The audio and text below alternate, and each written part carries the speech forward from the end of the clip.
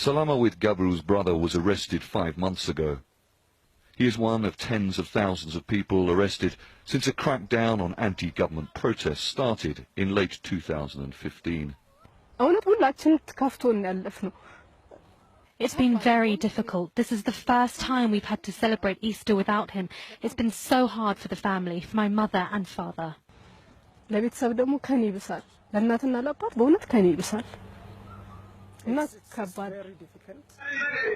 The protests were sparked by the so-called Addis Ababa master plan, which the government said would help develop the Oromia region around the capital city.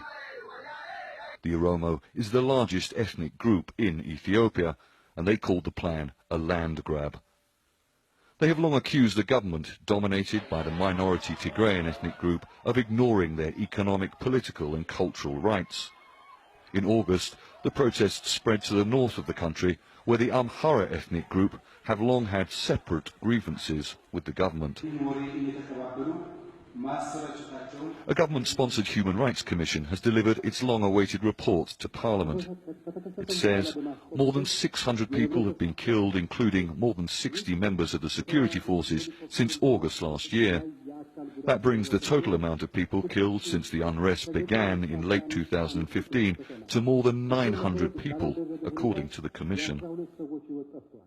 The government has denied access to any independent international rights organisation to come to Ethiopia and conduct its own investigation into the violence.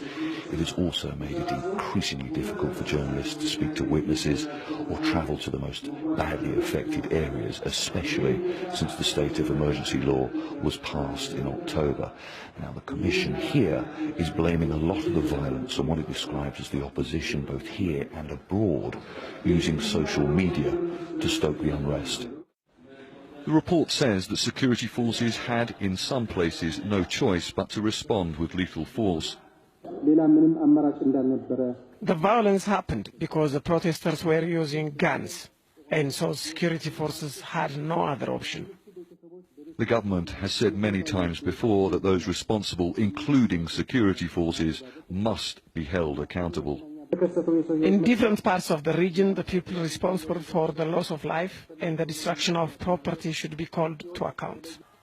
No members of the security services have faced any charges for the killing of the protesters.